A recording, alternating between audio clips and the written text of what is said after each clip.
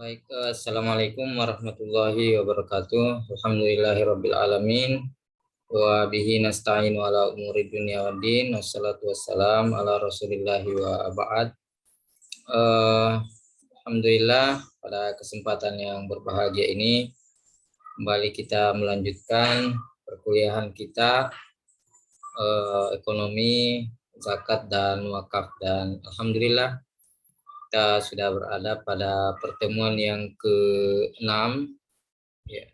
Nah, kalau pertemuan yang lalu kita sudah membahas tentang hubungan zakat dan pajak ya. Jadi bagaimana regulasi, bagaimana undang-undang itu sudah mengakomodasi adanya pengurangan pajak bila mana kita memiliki bukti setoran pembayaran zakat dari Badan Amil Zakat Nasional.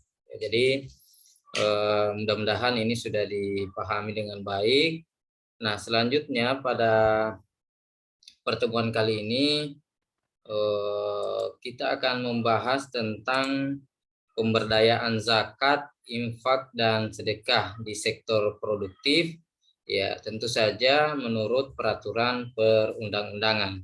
Ya, jadi zakat ini tidak hanya sifatnya bersifat konsumtif ya, tetapi zakat memiliki dimensi produktif untuk diberdayakan ya kepada orang-orang yang berhak mendapatkan zakat atau yang sebagaimana yang disebutkan di dalam surah At-Taubah ayat 60 itu, yang 8 asnaf ya, atau 8 golongan yang berhak untuk mendapatkan zakat. Nah, untuk pemberian kepada mustahik ini, maka itu bisa kita kembangkan pemberian zakat dalam bentuk produktif, ya, bukan hanya dalam bentuk konsumtif. Ya, nanti kita lihat bagaimana prosesnya, bagaimana modelnya tentang penyaluran zakat dalam bentuk produktif. Nah, saya akan share materinya terkait dengan pemberdayaan zakat ini ya. Ya, ini ya. Jadi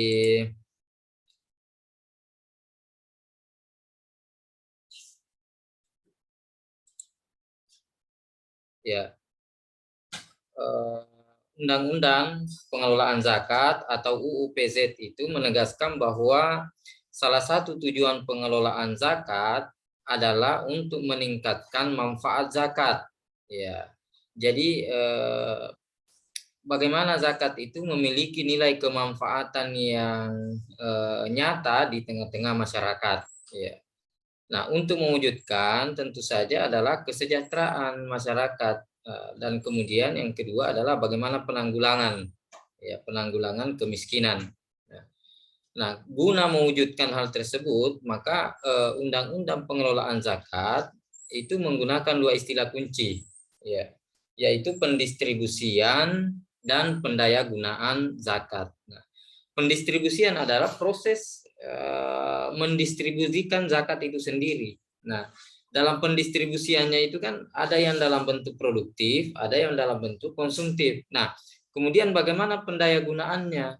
Ya, jadi bukan hanya sekedar mendistribusikan saja, tetapi harus ada pendayagunaannya. Jadi kebermanfaatannya zakat ini seperti apa? Nah, itu yang harus dipahami oleh para amil zakat ini. Jadi tidak hanya sekedar melepaskan kewajiban, tetapi betul-betul melihat sisi kemanfaatan terhadap mustahik. Ya. Nah, ini adalah merupakan tanggung jawab yang dimiliki oleh para amil. Nah, pendistribusian itu sebagaimana ditegaskan harus diberikan kepada mustahik berdasarkan ketentuan syariat Islam, ya, sebagaimana disebutkan pada sebelum-sebelumnya ya, dengan memperhatikan prinsip pemerataan. Ya, jadi harus ada prinsip pemerataan, kemudian prinsip keadilan, dan prinsip kewilayahan. Artinya zakat itu sebaiknya dikeluarkan di tempat kita, didistribusikan di tempat kita mengeluarkan zakat. Ya, jadi di wilayah tertentu. Nah, sedangkan terkait dengan pendayagunaan zakat ditekankan bahwa zakat dapat didayagunakan untuk usaha produktif ya dalam rangka penanganan fakir miskin dan peningkatan kualitas umat. Ya, jadi saya kira itu ya terkait dengan pemberdayaan ini. Nah, kemudian berbeda dengan zakat yang membedakan antara pendistribusian dan pendayagunaan. Ya, dalam pengelolaan infak dan sedekah, ya, jadi undang-undang pengelolaan zakat itu menegaskan bahwa pendistribusian dan pendayagunaan infak, sedekah, dan dana sosial keagamaan lainnya dilakukan sesuai dengan syariat Islam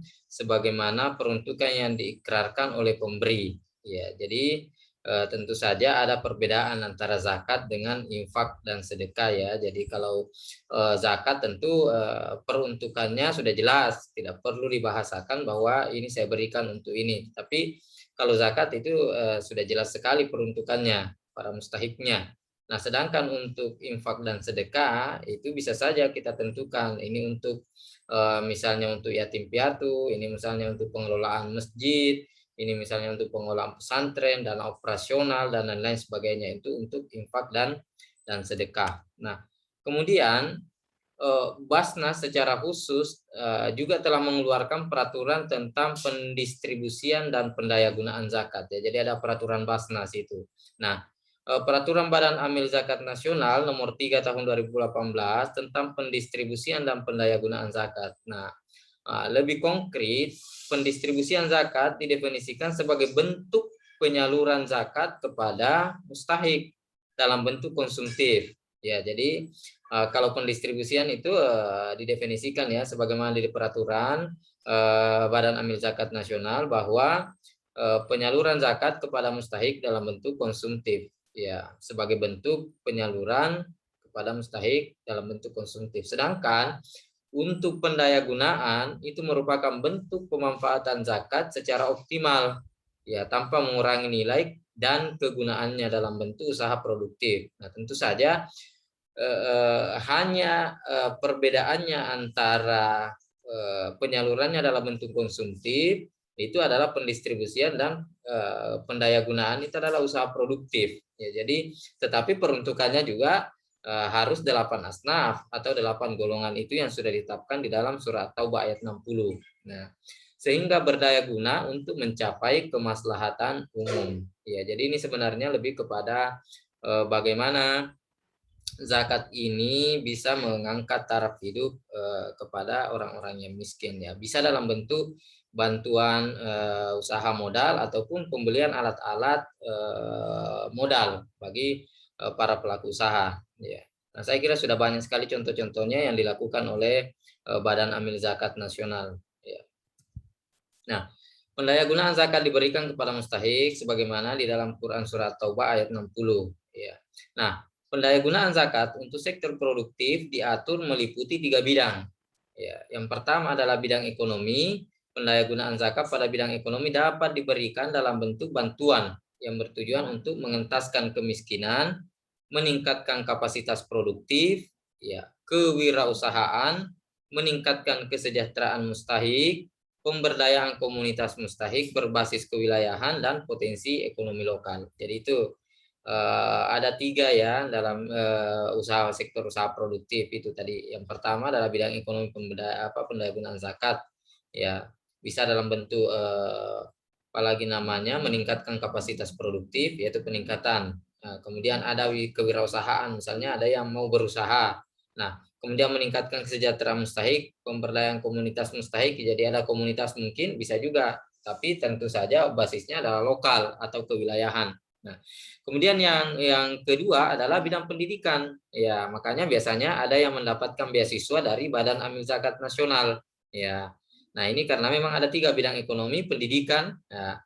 Nah, pendayagunaan zakat pada bidang pendidikan dapat diberikan dalam bentuk bantuan peningkatan kompetensi, ya, keterampilan hidup maupun kepemimpinan, kewirausahaan serta pembangunan sarana dan prasarana pendidikan. Jadi bisa juga sebenarnya pembangunan sarana pendidikan bila mana ini memungkinkan atau menjadi hal yang urgen. Tetapi kalau tidak urgen tentu saja lebih diutamakan adalah secara langsung diberikan kepada para mustahik. Ya. Nah, itu saya kira jadi bidang ekonomi, bidang pendidikan. Kemudian yang terakhir, yang ketiga adalah bidang kesehatan. Ya, jadi pendayagunaan zakat pada bidang kesehatan dapat diberikan dalam bentuk bantuan kesehatan promotif dan preventif. Ya, jadi dalam bentuknya adalah pencegahan ataupun dalam hal-hal yang sudah sifatnya teknis. Ya, serta pembangunan juga. Nah, bisa juga dalam bentuk pembangunan sarana dan prasarana kesehatan. Tetapi sekali lagi ini kalau hal yang urgen. Tetapi kalau untuk dalam hal zakat belum mampu untuk mendanai itu, maka sebaiknya dilakukan adalah secara langsung diberikan kepada yang berhak. Bisa mungkin dalam bentuk bantuan pembayaran BPJS dan lain-lain sebagainya. Nah, itu yang dilakukan oleh Badan Amil Zakat Nasional.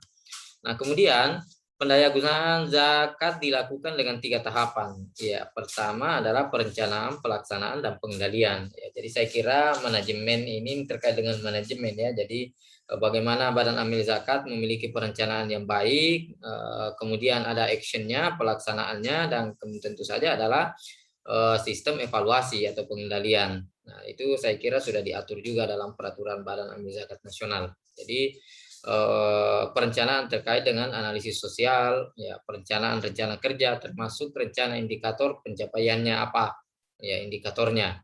Nah, tahap pelaksanaan dimulai dari penyusunan usulan program hingga penerimaan permohonan pendayagunaan zakat dari perseorangan. Jadi bisa bentuknya misalnya ada permohonan dari para mustahik yang menginginkan misalnya bantuan, ya, bantuan modal dan lain-lain sebagainya.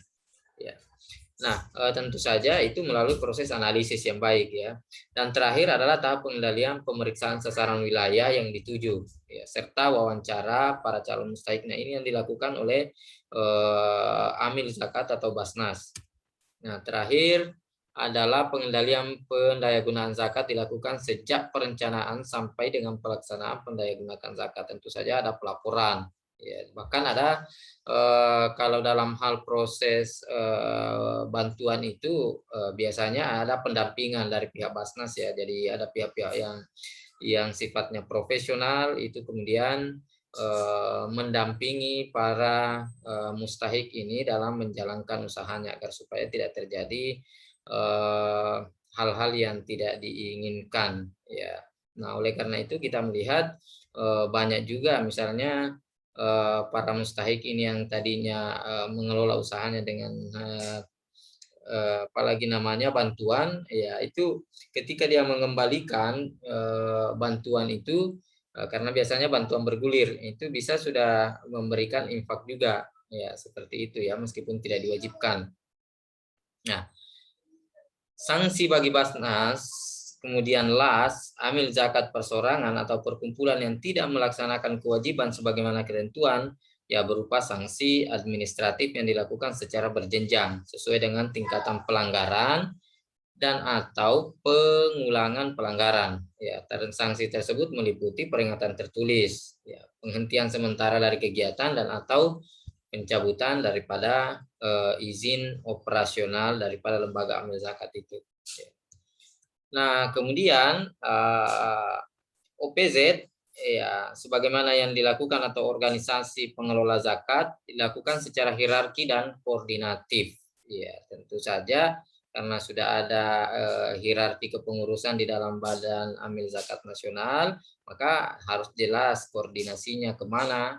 Ya, nah maka pejabat yang berwenang menjatuhkan sanksi pun sebagaimana jenjang koordinasi tadi. Ya, nah pejabat yang berwenang mengenakan sanksi untuk Basnas adalah kalau untuk tingkat nasional itu adalah Menteri Agama.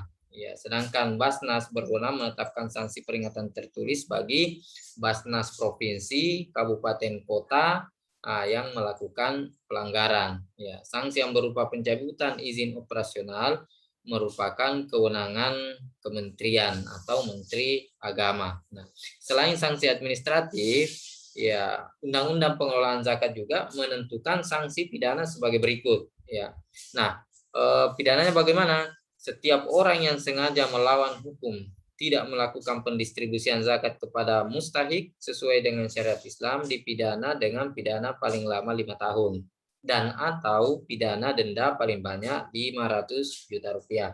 Nah, kemudian yang kedua adalah setiap orang yang dengan sengaja melawan hukum, melakukan tindakan memiliki, menjaminkan, menghibahkan, menjual dan atau mengalihkan zakat, infak, sedekah dan atau dana sosial keagamaan lainnya yang ada dalam pengelolaannya dipidana dengan pidana paling lama 5 tahun dan atau pidana denda 500 juta rupiah. Nah, yang kedua. Kemudian yang ketiga adalah setiap orang yang dengan sengaja melawan hukum, dengan sengaja bertindak selaku amil zakat, melakukan pengumpulan, pendistribusian, atau pendayagunaan zakat tanpa izin pejabat yang berwenang dipidana dengan pidana kurungan paling lama 1 tahun dan atau pidana denda paling banyak 500 juta rupiah. Jadi ini juga sama dengan apa yang disebutkan pada pertemuan-pertemuan sebelumnya bahwa ada beberapa lembaga yang diizinkan untuk membentuk lembaga amil zakat nasional ya. Jadi kalau secara resminya yang dibentuk oleh negara itu adalah Badan Amil Zakat Nasional Basnas, tetapi LSM, lembaga swadaya ataupun organisasi-organisasi itu boleh membuat atau membentuk lembaga amil zakat dengan izin daripada Kementerian Agama melalui rekomendasi dari Badan Amil Zakat Nasional. Itu yang sebagaimana yang telah kita bahas pada pertemuan-pertemuan sebelumnya. Nah, saya kira ini saja dulu materi kita terkait dengan pemberdayaan zakat produktif ya berdasarkan peraturan perundang-undangan yang ada di Indonesia. Sekian dan terima kasih. Sampai jumpa pada pertemuan berikutnya. Wassalamualaikum warahmatullahi